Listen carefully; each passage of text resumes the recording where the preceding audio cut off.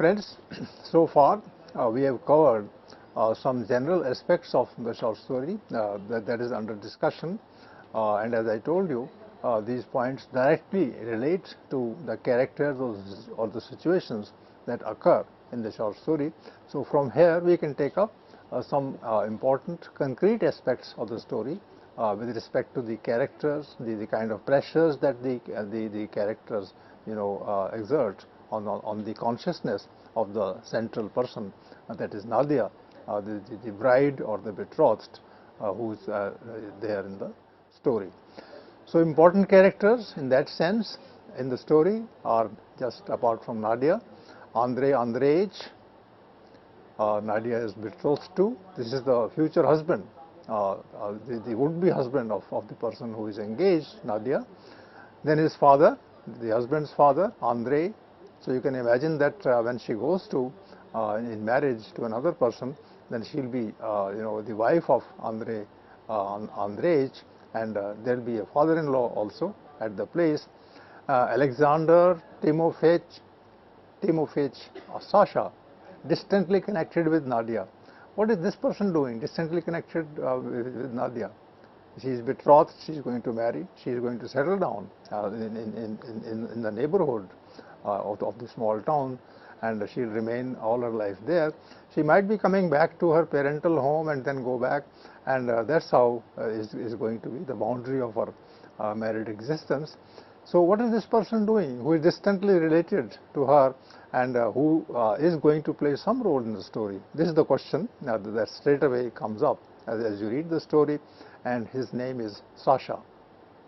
In fact, let me tell you directly that Sasha is the person who is going to actually guide her in the opposite direction. He would tell her that marrying is not a very fine prospect for her, and in fact marriage is going to create problems of what can be called statism, fixation, fixture or fixing or a kind of stability that hangs heavy on the individual. So Sasha will make her aware of those pressures which stop a woman from growing. In fact, that is the that's the major issue with a young woman who has stars in her eyes, who wants to shape her life according to her desires and ideas, and then she is put into a tight frame where she can't move. So Sasha perhaps is going to tell her that marriage is not exactly what it appears to be. To an adolescent person who is in love, and then she is drawn into marriage, and after that love disappears, that kind of a thing. So he is there connected, and he's the third voice. The first voice is of the family to which the woman belongs. The second voice is of the people whom she will join in marriage, in the life of marriage. And the third voice is of Sasha himself, who says, why marry? Because marriage is not going to change anything. It will remain fixed itself, and it will create tough, strong boundaries and restrict the very scope of Nadia's imagination. Nadia's grandmother, Maria Mikhailovna, so she, at her home also she has a grandparent, particularly Mikhailovna, and her mother, Nina Ivanovna. So you can see that apart from her and Andreevich, everybody is married. There is a third person who is not married, and he has come from outside. He is distantly connected. Apart from these three, everybody has gone through marriage. And these are the models in front of Nadia at the time the story opens. So she can see what she is going to become. She will be like her mother after 10 years, 15 years. She will be like her grandmother after 30 or 40 years. And there in the other family, women are not shown, but then you have men, and those one of the men, that is the father, he is married, and he has a kind of image of the controller of the family, and you have Andreevich, whose model is his father. So this kind of a thing is there before us, and we are supposed to go into the different personalities of these people surrounding Nadia, and whether she is able to sort out or existential problem in the given context. That's interesting because this constitutes the world of Nadia, the world that she has been a part of, and the world that is finally going to shape even her life after marriage. The story is marked by beautiful descriptions of nature. Why is nature brought in? Nature means parks, nature means fields, nature means the wind, the woods, the spring, the raindrops, breeze, flowers, subtle changes in the scenery from time to time. These are there in the story. What do they suggest? Perhaps I'm making a guess. The writer does not, betray, does not, reveal his intentions as to why he is bringing so much of nature in the story. But my hunch is that nature doesn't follow any of the rules of marriage. Nature is an existence of freedom. Nature has its own sensuousness. Nature makes you happy. Nature makes you wet. Nature leaves you dry. Nature, inspires you, and nature appears in the form of a mystery. It's a kind of a feeling. All these things are there.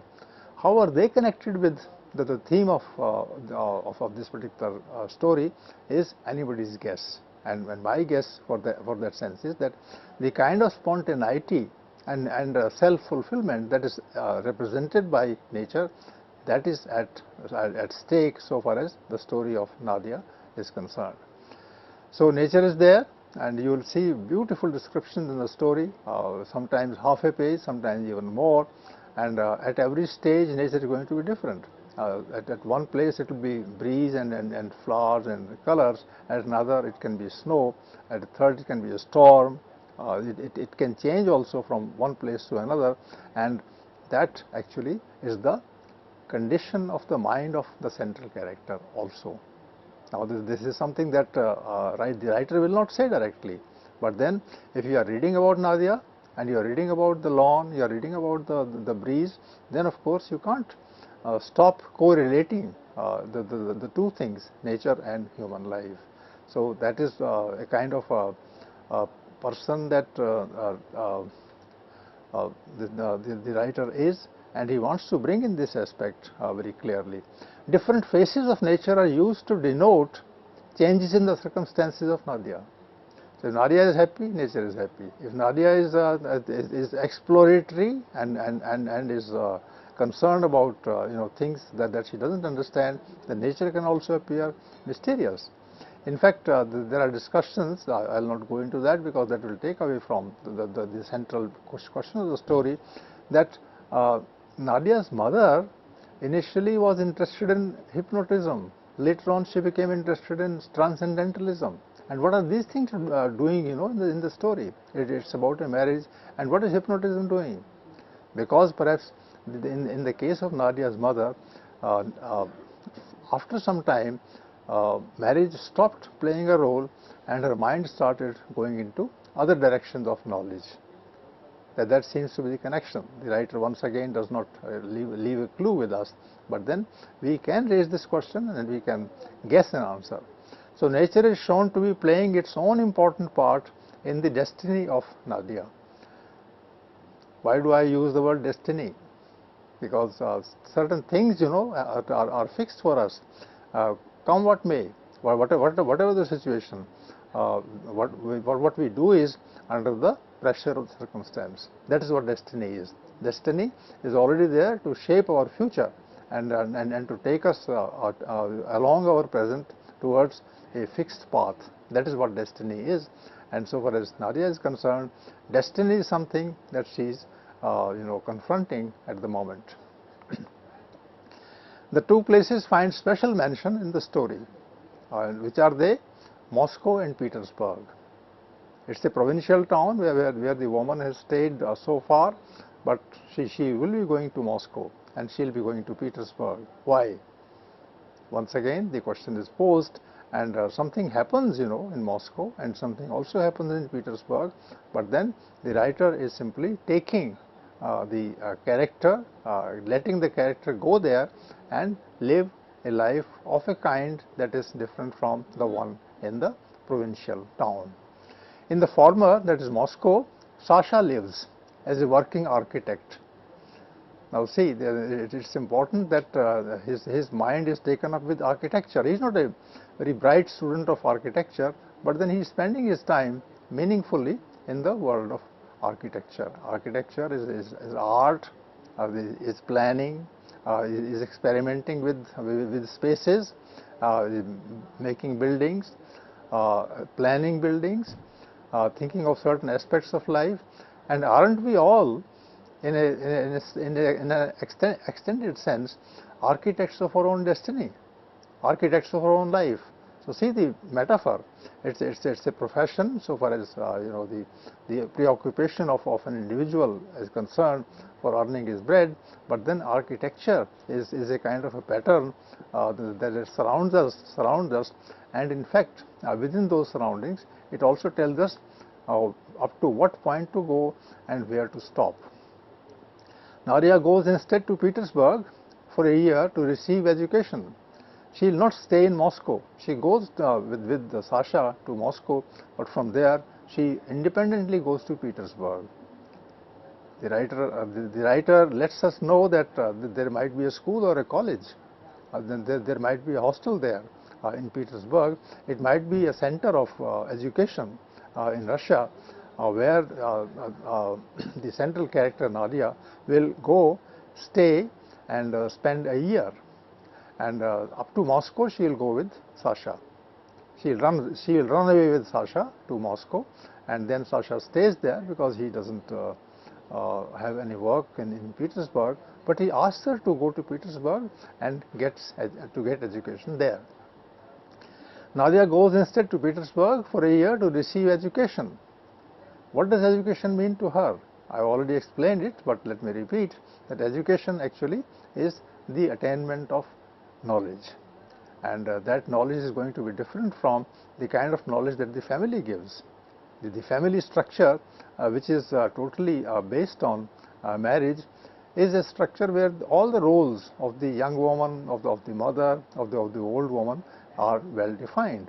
And education is the opposite kind of a field, where you struggle with ideas, you read books, you discuss with people, teachers tell you new things about the world, and that world may have politics, the world may have economics, the world may have society, the world may have philosophy and religion. All those things are there, and the main purpose of education is to raise questions in front of all these areas. So there is religion, but it's not orthodoxy. It can be questioned. There is economic planning. You can have always two opinions on economic planning, whether it will serve the people's cause or whether it will serve the cause of the property owners. So economics is that kind of an area where clashes are formed, clashes are allowed to play, and clashes are in fact imposed upon the ordinary masses. That is what economics is. In philosophy, you are given a chance to think beyond the real, into the world of the imaginary. That is philosophy, and you remain all the time involved in ideas. Those ideas may be real ideas, those ideas may be philosophical ideas, unreal, and taking you away from the reality of the time. So religion, philosophy, education, and politics. What is politics? Politics is that particular area which makes you consider the present as a problem which can be changed. And when you take part in politics, then you meet people, you change their opinion, and you allow them to change your opinion by them, whatever. And you become a part of the political process, which means that you are thinking of policies and you are fighting for those policies. And then there are people in the society who fight for other policies, and there is a clash, and in the clash there might be violence. Now straight away think of Russia in the early 20th century or late 19th century, and you know what Chekhov means there. In the late 19th century, Russia is under Tsar. It's a kind of a Tsarism that exists, in Russia at that time. So it's the rule of the landlords, it's the rule of the big people. There is a kind of a monarch in the form of Tsar, who has a court, who has people supporting him. There are lobbies under Tsar. Lobbies attack Tsar, lobbies support Tsar, and the whole game is played at the level of property. So property, economics, philosophy, art, that is architecture, and in this particular case, all of them are interdependent. So this is a different kind of a world. Should a woman be allowed to enter this world? If she enters the world, what will she do? Will she contribute to any kind of clash that might occur in society at that level? These are the questions. And I think Sasha has done the right thing. He has taken this woman away from the time of marriage to Moscow, and from there he sent her independently to Petersburg to get the education there. What kind of a story is this? What is the writer telling us? This is a question that we have to consider, because Nadia is at the center. She is a young woman. She should have married and she should have lived the life of happiness and harmony, but she doesn't want it now that she met Sasha, and Sasha was in fact offering a critique of marriage all the time that is spent with her in this small town. So there are hints in these cities of a changed scenario reflecting a new Russia. The writer doesn't talk about Russia in that sense, but then you can see that things, the circumstances, conditions in Petersburg and Moscow are not the same as they were in the place where Nadia lived. So that is the whole of Russia. And who will take care of this Russia if not sensitive people like Sasha and Nadia? This is the question that is being raised. The writer does not say all this. I am telling you this. As a reader, you will yourself be thinking about this particular issue, that if there is a Russia emerging in the latter part of the 19th century and the early part of the 20th century, then who will look after it? And then think of Russia outside the pale of Chekhov, and you see that Russian life is a very difficult life in the early part of the 20th century. So difficult a part that people will finally revolt against that kind of a life, and 17 years later, in 1917, the old system will be thrown to the winds and a new system will be brought, and that will be called Soviet Russia. 1917 is the time when Russian Revolution would occur, and that's the first revolution in the world. And Chaucer is, this person, writer, Chekhov is writing this story 17 years before the Russian Revolution occurs. And do you see that happening in this particular story? I think it is there. Petersburg and Moscow, they are showing picture of a different Russia than the one which was at the place occupied by Nadia. So these things work in the background, and the writer Chekhov is talking about them indirectly. He is keeping an eye all the time on the Russia of the early 20th century, but then in the womb of, in the possibility, in the head of Russia at that point of time, there is a new kind of relationship, the new kind of sets of relationships that are seen, can be seen, it is hidden there, and that just after a decade and a half, the world is going to be totally different in Russia than they were initially. Is there poverty in Russia in the early part of the 20th century? We don't see it. But then Sasha, who came to stay with Nadia at her place initially in the story, he saw it. He saw, for instance, 4 or 5 labor, lying at night, sleeping at night on a bare floor, and see the kind of cold that is there in Russia.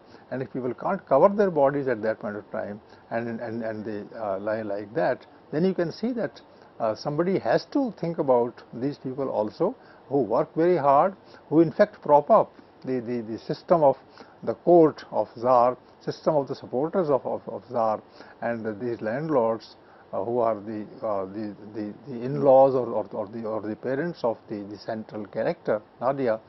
Who will look after the labor there, and the peasantry outside? Who is actually thinking of the dinner, the lunch, the paraphernalia of a small town aristocrat or a feudal lord, if not these poor people there.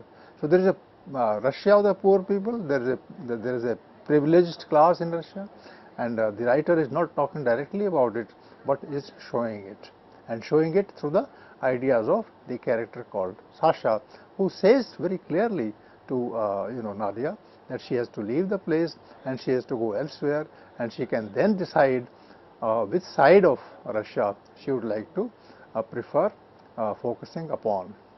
So there are hints in these cities of a changed scenario reflecting a new Russia. Nadia never rules her decision to leave the life of stability in her hometown and to run away with Sasha for realizing her dreams. The whole story is now presented in a nutshell, that Nadia went away, leaving the young man whom she would have married behind, and she ran away with Sasha, and Sasha will not marry, nor would Nadia marry. And why would Nadia not marry? Because she wants to realize her dreams. And these dreams were given to her partly by Sasha himself. Is Sasha in love with her? My answer is yes and no. He's a dreamer. He's a person with a vision. Maybe Chekhov can see a part of his personality crystallized in Sasha himself. That a person is actually not a person if one doesn't have dreams. A young man is not a young man if the young man does not have dreams. And those dreams call out all the time to be realized. And Sasha is the person who will realize those dreams. How he can do it, he doesn't know. But he can definitely ask Nadia to come along with him and leave this world that is the second name for death. See the irony in her description as a bride. She is a bride, but she is not a bride. She is not married yet.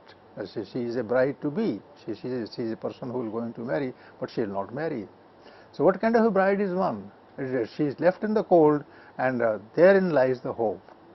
That is called the kind of subtlety that I was talking about initially. She has decided to marry, she will not marry, and she will go elsewhere, and she doesn't know where she is going, and to do what. All these things are there, but then she has that urge in her, the urge in her to change herself and to see the world changing around her. This is the kind of story that is the bride for us. And let's take up a few questions as we sum up the discussion. See the evocative prose in the following descriptions. I am now giving examples from the story itself. This is a quote from the story. Nadia was now 23. Ever since she was 16 years old, she had been dreaming ardently of marriage, and now at last she was betrothed to Andrei Andreevich, the young man standing in the dining room.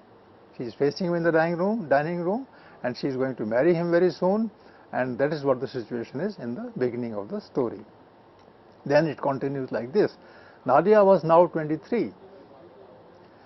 Ever she liked him, and the wedding was fixed for the 7th of July, and yet she felt no joy. She was in love, she wanted to marry him, and when the marriage day came nearer, then she felt no joy. You can understand why she is not feeling any joy. She slept badly. Her sleep was disturbed. She was all the time thinking about things, and she was feeling a sense of pressure, and her gaiety had deserted her. From the open windows of the basement kitchen came the sounds of bustling activity. What kind of activity is there in our house? Everybody is busy doing this thing and that thing. They are busy in making, let's say, preparing, cooking dinner. Meat choppers hanging away, and the door which closed by a pulley, the door is there, slamming all the time because there is wind that is coming inside and going away, and therefore there is a noise of the closing and opening of the doors. There was a smell of roasting turkey and spiced cherries, so certain dishes are being cooked, and the kitchen is active at that point of time. So it is there. This is the provincial town, and it seemed as if things would go on like this without any change forever and ever. Today, after 10 years, the same thing will happen. After 20 years, the same thing will happen, which means nothing will change. So the writer is saying very clearly but subtly that these things will remain forever in Russia and it will not change. And if it doesn't change, then your life has been lived by your mother. Your life has been lived by your grandmother. You can say this to Nadia, that her life will be just like the life of her grandmother and her mother, and things will not change. And who is saying this? Nobody is saying this, but inside herself, Nadia is feeling these things taking place at the level of ideas. Then Sasha says to her, and now this actually is the kind of thematic statement that the writer is indirectly making. Everything here strikes me as strange, he continued. I'm not used to it. I suppose, good heavens, nobody ever does anything. This is what Sasha is telling her. Nobody ever does anything. Your mother does nothing but stroll about like a grand duchess. Is he right or wrong? Or someone, Granny does nothing at all, and nor do you.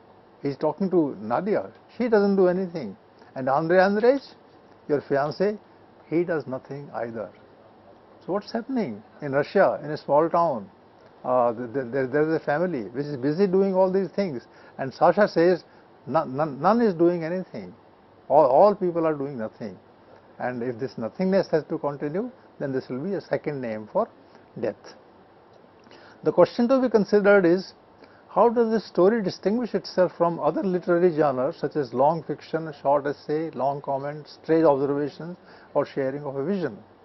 I believe that it particularly is located at the level of the closeness and precision. It's a kind of it's a distilled kind of a story where the thing is entirely defined in terms of unhappiness and anxiety of the woman, and that is being there. This kind of anxiety can't be easily held in a poem or in a novel, because there things are expensive or they are lyrical.